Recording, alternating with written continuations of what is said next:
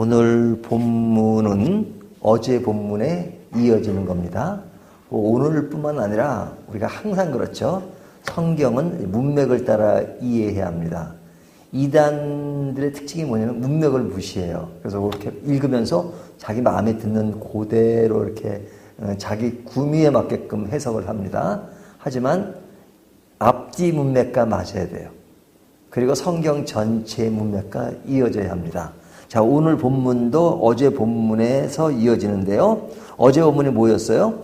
제자들이 예수님께 누가 천국에서 큰 자니까 이렇게 묻죠. 이렇게 질문하는 제자들의 질문에 대하여 예수님은 이야기를 하셨어요. 처음에 무슨 답변을 하셨냐면 천국에서 크고 작은 것보다 더 중요한 게 뭐예요? 천국에 들어가느냐가 문제죠. 천국에 들어가는 자. 천국에 들어가지 않으면 크고 낮음을 작음을 이야기할 필요도 없는 겁니다. 천국 그 자체가 크고 작음을 얘기하지 않는데 제자들이 세상적 관점에서 누가 크냐 이렇게 질문하는 것에 대해서 예수님은 누가 큰가가 중요한 것이 아니라 천국에 들어가느냐 들어가지 못한 자가 더 중요하다. 천국에 들어가지 못하면 그런 얘기 할 필요도 없는 거죠. 그러니까 천국에 들어가는 자가 중요하다. 그럼 천국에 누가 들어가죠? 어린아이를 딱 세워놓고 얘기하시는 것이 뭐냐면 어린아이는 부모를 의존하잖아요. 그러니까 하나님을 의존하는 자가 천국에 들어가는 자죠. 하나님을 의존한다는 것이 뭐예요? 예수님을 믿는 자. 자, 이렇게 믿는 자는 천국의 사람인데 천국의 사람은 이 세상에서 어떤 자세로 사느냐? 자신을 낮추는 자입니다. 자신을 낮추는 자. 왜? 아이가 부모를 의존하듯이 항상 의존하는 삶은 자신을 낮추는 거잖아요. 겸손한 삶이죠.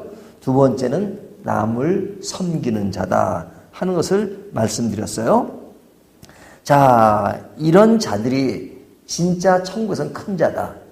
그 말을 다시 말하면 세상에서 자기를 낮추는 자가 천국에서는 큰 자다. 이렇게 말씀하는 겁니다. 자, 이런 자들이 교회에 가득하다면 그 교회는 어떤 교회입니까? 큰 교회입니다. 자, 어떤 교회가 큰 교회요? 사람이 많다고 큰 교회가 아니라 하나님이 생각하시는 큰 교회라고 하는 것은 진짜 천국에서 큰 자가 모인 교회가 큰 자입니다. 그러니까 사람은 많은데 그 사람들이 진짜 천국에서 말하는 큰 자가 아니고 겸손하지도 않고 남을 섬기지도 않고 예수님도 믿지 않는 사람들이 사람만 많이 모이면 그것은 큰 교회가 아닌 거예요. 큰 교회라고 하는 것은 진짜 이런 천국에서 큰 자들이 행하는 그런 자세를 취하는 사람들이 모인 것, 이것이 큰 교회라고 말할 수 있죠. 그런 의미에서 규모는 작을지 모르지만 진짜 큰 교회가 돼야 돼요. 또 규모는 큰데 작은 교회가 되면 안 되는 것이죠. 그러니까 진정 주님이 원하시는 교회가 어떤 교회인가 하는 것을 생각하게 합니다. 자, 그런데 우리가 이 지상에 있는 교회는 어느 교회를 막론하고 완전하진 않죠. 항상 부족함이 있고 또 약점이 있고 또 불완전한 요소가 있는 겁니다. 오늘 본문이 그 이야기를 해요. 자, 그 이야기를 어떤 방식으로 이야기하냐면 잃은 양이 있다는 것을 얘기합니다. 잃은 양. 자, 잃은 양. 그러니까 잃은 양이라고 하는 것은 이탈하는 양이죠. 이 양들은 이제 무리를 지어서 살잖아요. 이렇게 목자가 양을 이렇게 이끌어 가기도 하고 또 그 범위 안에서 딱 쉬어도 그 안에 이렇게 딱 있게 합니다. 그런데 양들을 보면요. 꼭 이탈하는 곳이 있어요. 스코틀랜드 가면은 그 양들을 키우는데 그 이탈하는 양들은 이렇게 철조망을 막 넘어가다가 찢겨가지고 막 죽기도 하고 막 그러거든요. 그러니까 이 이탈하는 양은 이 목자가 특별히 관리를 합니다. 왜냐면 그 한 마리가 이탈하면요, 양은 이게 무지해가지고 한 마리가 가면 막 자기도 모르는 건 아니겠지만 다른 양들 막 쫓아가요. 이 양들이 시력이 약해가지고 한 2m, 3m밖에 보지는 못한대요. 그러니까 이 우둔한 동물이에요, 양이. 그러니까 한 마리가 가면 막 자기도 모르게 그냥 막 쫓아가요. 생각이 별로 없어요. 양이라는 동물이. 예? 그런데 그 한 마리가 전체를 어렵게 만들잖아요. 그러니까 그 이탈하지 않도록 그걸 이렇게 잘 케어를 합니다. 근데 아주 그가 습관적으로 그런 양들이 있죠. 아주 이거는 그냥 틈만 있으면 이탈하고 혼자 노는 그런 양이 있어요. 그런 경우는 죽입니다. 그 목자가 그 양을 죽여요. 죽여서 그 전체 문제를 일으키지 않도록 만듭니다.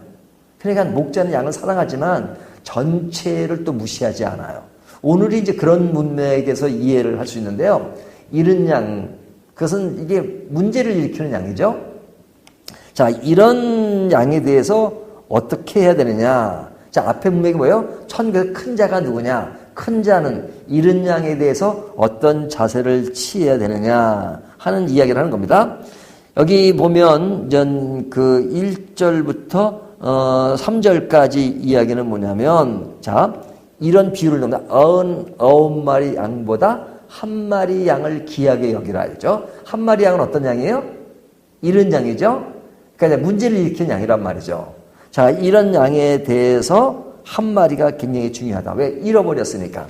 자, 이것이 이제 뭐 길을 이탈했든지 또 다른 곳으로 갔든지 도망을 했든지, 그러면 그 한 마리 양은 굉장히 중요한 거죠. 그러니까 이 한 마리 양이 중요하다는 이야기는 99마리 양이 중요하지 않다는 얘기는 아닙니다. 99마리 양은 지금 목자의 품에 있는 거예요. 그러니까 이런 양이 아니니까 중요한 그대로 그 중요성의 가치를 그대로 유지하고 있는 겁니다. 하지만 한 마리는 이탈했기 때문에 지금 품에서 떠나 있는 거잖아요. 목자 입장에서는 자기의 소유 하나가 지금 없어진 겁니다. 그러니까 그 잃어버린 양을 찾기 위해서 99마리를 잠깐 두지요. 잠깐 두는 버린 것이 아니라 그것은 잃은 것에 있지 않기 때문에 그렇습니다. 그래서 한 마리를 굉장히 중요하게 생각합니다. 그러니까 한 마리를 중요하게 생각하는 자는 누구예요? 큰 자가 중요하게 생각하는 거죠. 자, 이것이 기본 전제예요. 한 마리 양이 너무너무 귀한 것이다 하는 겁니다. 오늘날로 얘기하면 예수를 믿지 않는 사람을 또 한 마리로 비유할 수도 있죠. 하나님을 믿지 않는 사람을 이런 양이라고 말할 수도 있고, 또 구체적으로는 교회 안에서 뭐 교회를 떠났다든지 신앙을 떠난 사람을 이런 양이라고 볼 수 있죠. 자, 그런 것에 대해서 귀하게 생각해야 된다는 겁니다. 하지만 그것이 전부는 아니에요. 5절부터 나오는 이야기를 보면 5절이 아니라 15절이거든요. 15절을 보면 여기 이렇게 말한다. 내 형제가 죄를 범하거든. 그러죠? 자, 내 형제가 죄를 범했다는 것은 뭐예요? 그가 이런 양이라는 거죠. 이런 양인데 그럴 때 어떻게 되느냐. 이것은 공동체가 대처해야 될 문제인데, 첫 번째는 너와 그 사람과만 상대하여 곤고하고, 그러죠? 자, 그 형제를 1대1로 면담을 하는 거죠. 찾아갈 수도 있고. 그래서 곤고하라. 이 곤고하라는 말은 굉장히 강한 어조를 가진 겁니다. 책망을 하라는 겁니다. 책망. 잘못을 지적하고 그것을 잘 못 가고 있으니까, 이탈한 양이니까, 잃어버린 양이니까 잘못을 개인적으로 다른 사람에게 알리지 않고 개인적으로 공고하는 겁니다. 그래서 그 공고를 듣고 잘못됐습니다, 회개하고 돌아오는 양이라면 뭐 문제가 해결되는 거죠. 그래서 공고하라. 만일 들으면 내가 내 형제를 얻은 것이요. 그러니까 듣지 않을 수도 있다는 거죠. 듣지 않으면 형제를 얻지 못하는 이런 상태로 그대로 있다는 겁니다. 그러니까 그것은 진짜 구제불능의 양인 거죠. 하지만 기회를 또 줍니다. 그것이 뭐냐면 16절. 만일 듣지 않거든 한두 사람을 데리고 가서 두세 증인의 입으로 말마다 확증하게 하라. 이야기는 두세 증인을 통해서 이 사람이 그런 신앙을 떠났다든지 또 잘못된 것을 확인하게 하라는 겁니다. 그러니까 두세 사람이 가서 그에게 다시 기회를 주는 겁니다. 하지만 그 기회를 줌에도 불구하고 그가 그 말을 듣지 않는다. 말을 듣지 않는다는 것은 회개하지 않는다는 겁니다. 자기 잘못을 뉘우치지 않고 회개하지 않는 것. 그러면 17절. 만일 그들의 말도 듣지 않거든 교회의 말하고 교회의 말도 듣지 않거든 이방인과 세리와 같이 여기라.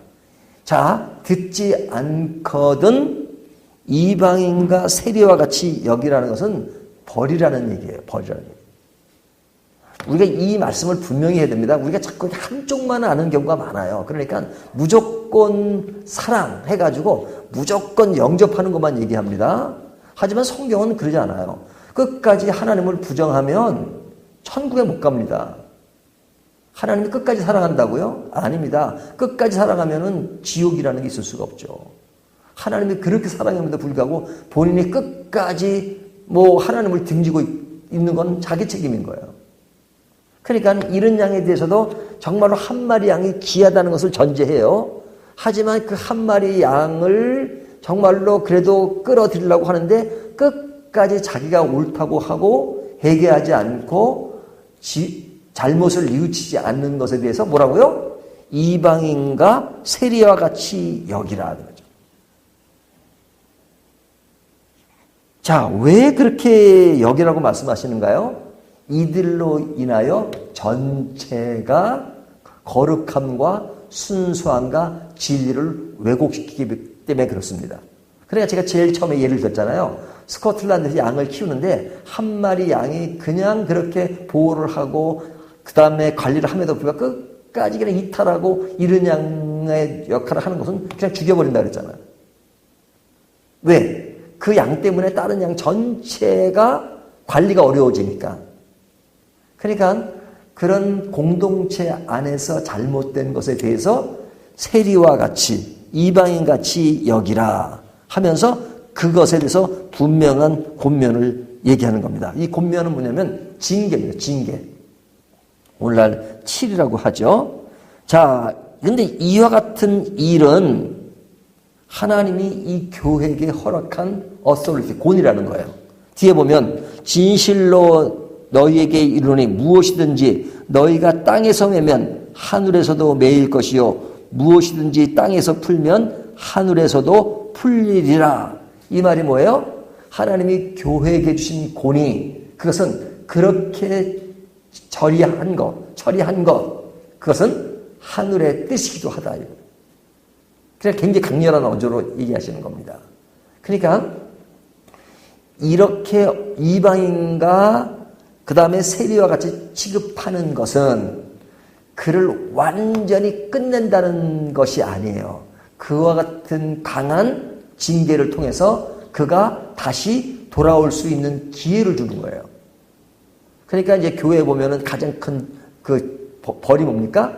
내쫓는 거잖아요. 내쫓잖아. 내쫓는 것은 너는 이제 끝이다라는 것이 아니에요. 내쫓고 이렇게 강한 벌을 줬으니까 네가 다시 한번 회개하고 돌아와라. 기회를 주는 겁니다. 그러니까 이것도 사랑의 일면인 거예요. 그러니까 한 마리 양을 찾는 것도 사랑이지만 그가 회개하지 않으면 그건 아무것도 소용이 없는 거예요. 그러니까 회개할 기회를 그렇게 줬음에도 불구하고 안 돌아와요. 그러니까 강한 몽둥이를 두는 겁니다. 이게 추출이에요. 그래서 회개하고 돌아오면 너무너무 감사한 거죠. 하지만 회개하지 않고 돌아오면 그건 누구 책임인가요? 본인 책임인 거예요. 그렇게 하지 않으면 교회가 순수함을 가질 수가 없어요. 모든 게 좋은 것이라고. 근데 우리 한국 교회, 한국 교회나 세계 교회가 마찬가지죠. 이와 같은 것들이 사라져버렸어요. 왜?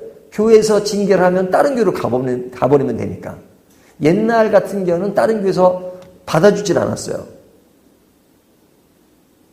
그것이 철저했어요. 하지만 요즘은 사람들 이 교회 아니면 다 다른 교회 없냐? 다른 교회에서 또 얼마든지 warmly welcome 받아주잖아요. 그러니까 교회의 어떤 권위가 사라져버렸어요. 그래서 교회가 좋은 것만 그냥 잘못된 것도 좋고 그냥 우리끼리 좋은 거 그런 거 다 그런데 하고 그냥 모든 것을 다 용납해버리는 것. 그럴 땐 진리가 진리대로 자리를 못하도록 만들어버렸어요. 그리고 앞에 이끄는 사람은 눈치를 봐요. 진리가 아닌데도 불구하고 그냥 넘어가고 또 그렇게 되면 또 교회가 또 그냥 어려워지고 그러니까 또 넘어가고. 교회가 올바로 되는 것이 중요하고 전체가 중요합니다. 하지만 진리가 그런 것 때문에 왜곡돼서는 안 돼요. 거룩함. 하나님이 이스라엘 백성을 가나안 땅으로 인도하실 때 뭐라 그랬어요? 가나안 백성을 다 죽이라고 말씀하시는 이유가 뭐예요? 진리와 순수함이 왜곡되면 안 되니까, 거룩함이 유지돼야 되니까. 하지만 교회를 방해하고 그것이 회개하지 않고 자기의 그릇됨을 끝까지 유지하는 것에 대해서 분명히 성경은 땅에서 메고 푸는 것이 하늘에서 메고 푸는 것이다. 그렇기 때문에 그것이 분명하다. 그것이 진정한 사랑이다. 이거죠. 정말로 자식을 사랑하면 몽둥이 들어야 됩니다. 이것이 오늘 본문의 말씀이에요. 이것이 건강한 교회의 모습이에요. 하지만 이 건강한 교회가 아니라 그냥 이런 것이 두 것이 균형 잡히지 않으면 그건 건강한 교회가 아닙니다. 자, 균형이 뭐예요? 잃은 양을 위한 영접과 징계. 이것이 두 개가 다 있어야 됩니다. 정말로 한 마리 양을 찾기 위해서 영접하는 것이 중요해요. 하지만 그가 회개하고 돌아오지 않으면 징계를 통해서 극다른 회개의 기회를 주는 것. 이것이 진정한 교회의 모습이다 하는 것을 오늘 본문이 주고 있습니다. 이 말씀 따라서 우리의 삶이 정말로 균형 잡힌 저와 여러분이 되시기를 주님의 이름으로 축원합니다.